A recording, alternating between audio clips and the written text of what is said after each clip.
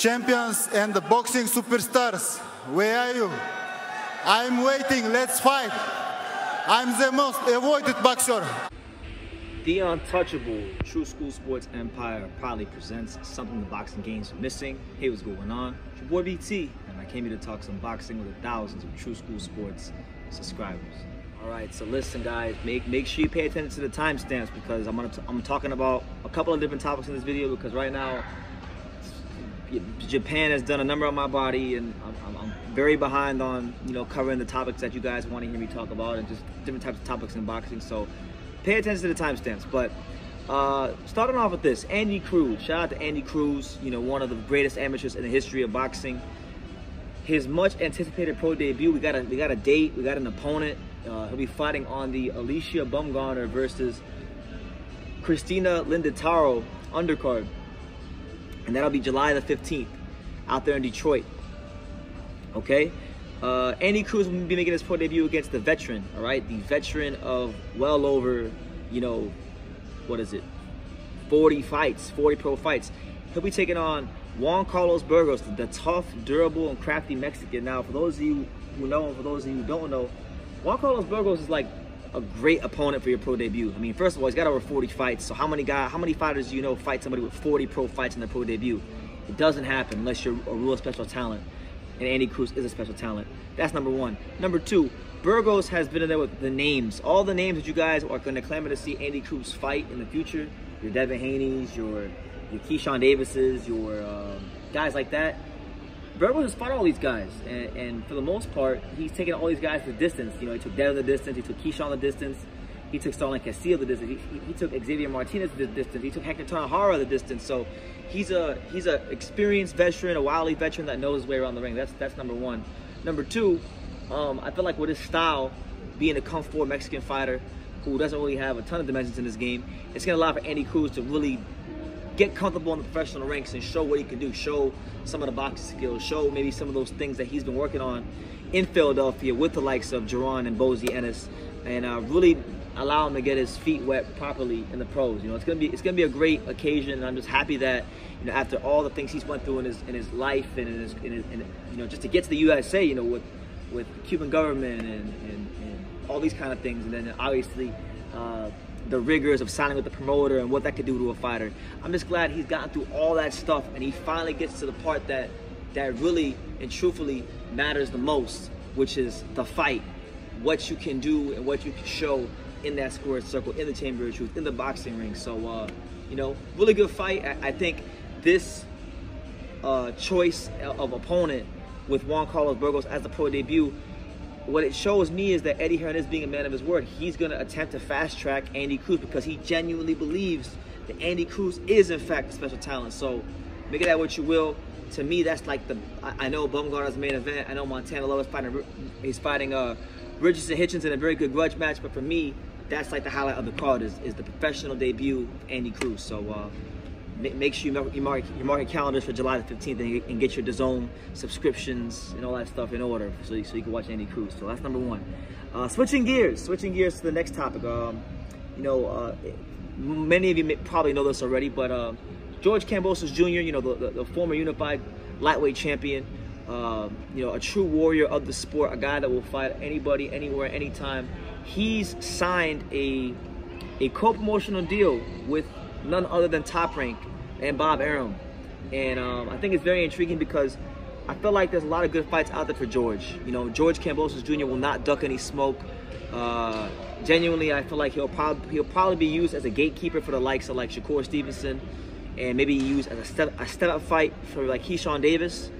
But it all starts in his next fight, because I believe his next fight, is next month or in July. I believe he's fighting Maxie Hughes, and that'll be here in the States. So George will have a chance to showcase his skills to the American audience again, taking on a guy that I think is there for him to beat. Maxie Hughes is a southpaw, good, clever boxer, but he's a guy that really and truthfully is not a big puncher. And you would think that George should have the boxing skills, the power, the stamina, and the experience to solve a guy like Maxie Hughes. So he beats him, he gets back to winning ways, picks up the little IBO belt. Then I think, there's a whole truckload of options out there for Top Rank. I just mentioned two of them. he either can get used as an opponent for Shakur Stevenson, who, by the way, I think it would make sense, because if Top Rank is serious about making a Shakur Stevenson-Devin Haney fight, then that's perfect, because then George already fought Devin twice. You could use that as a measuring stick for Shakur, right? That's very commonplace in boxing. So there's that.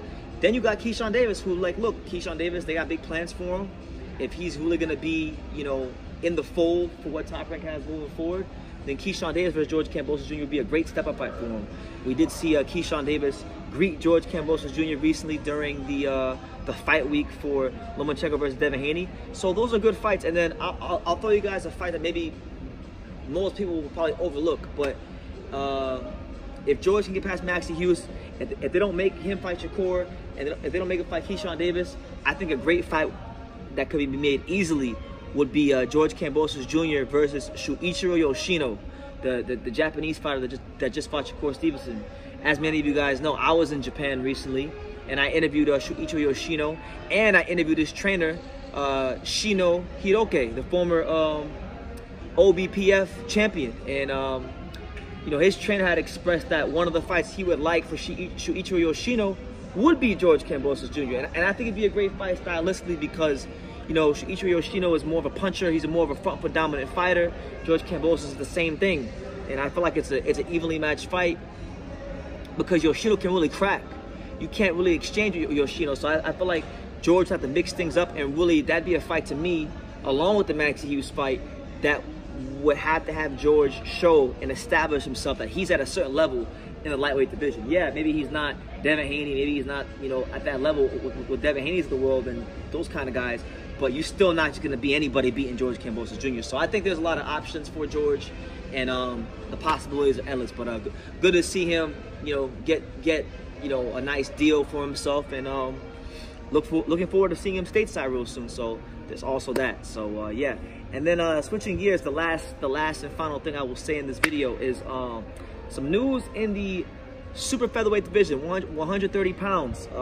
There was a purse bid recently for the WBA title fight between you know, the champion Hector Luis Garcia. As many of us know, he moved up to 135 earlier this year, got knocked out by Gervonta Davis, so he's looking to reestablish his dominance at 130, where he still has a belt. And the top contender in the division right now is Lamont Roach. You know, and Lamont Roach is an interesting fighter, because Lamont Roach is a fighter that you know, earlier in his career he lost to Jamel Herring. You guys may remember, he lost to Jamel Herring, and you know, he's coming to you guys live and direct from, you know, the DMV area, you know, Washington D.C. And Lamont Roach can box. You know, he's kind of, in a sense, I feel, resurrected his career, and you know, he's picked up some good wins on the spin. If you look at Lamont Roach's his, you know, since the Herring fight, he's on a what, 4-fight winning streak. He's beat, and he's got some decent wins. You know, he beat Neil John Tabernacle, who's a decent fighter, beat Rene Alvarado back in late 2021. So he's been doing his things on a 4-fight winning streak. And you know, TGB Promotion won the purse bid. Like obviously the PBC, they work with Hector. They won the purse bid for was it $410,000, and they outbid Lamont Roach's father's company, which is a company called No Excuse Boxing. They bid $351,000. So there's no date in place, but with them winning the bid, PBC winning the bid, you could expect the title fight to take place July 22nd or August 19th, and it'll be a good fight, because we've seen Hector Garcia show boxing ability, we've seen him show pressure, we've seen him show all those things. And my thing is, Lamont Roach is a very good boxer. That's what he is known for, being a technically sound fighter. But we saw in the Rene Alvarado fight, you know, when it comes down to it, if you don't have that heat to keep Lamont Roach off you, he can get in there and bang with you. He can get in there and really, you know, get on the front foot and make the fight happen. So I feel like this is a golden opportunity for Lamont Roach to turn his career on and earn that honor, earn that title that every fighter dreams of being called when they first put on boxing gloves, which is to be called the world champion. So it's a good fight. It's a good stylistic fight. I would like the winner, this is just me, but I would like the winner of the fight to fight the #2 contender in the WBA 130-pound rankings, and that's none other than Otar Eranosyan. You know, Otar Eranosyan, I think, is one of the most exciting fighters in the division. Very interesting pressure fighter. Many people, some people say he fights like a bootleg Lomachenko. But he's a very fun fighter to watch, and I think he's a very dangerous fighter in this division. So whoever wins this fight, I don't care if it's Lamont, I don't care if it's Hector. I want to see Otar Eranosyan get a shot because he's picked up some good wins, beat some high risk, low reward guys, and I think earned the shot. So that's what it is there. That's another boxing wrap-up for you guys. So yeah, let me know what you guys think in the comments down below. Make sure you guys take the time to subscribe. And like I say in every single one of these videos, you can love me or you can hate me, but I'm just a kid from Daniel. So until next time, take care, guys. Thank you for watching another video on the untouchable True School Sports Empire. We're here at the Hatanaka Boxing Gym in Nagoya, Japan. And for more great videos just like this one, make sure you guys click right here.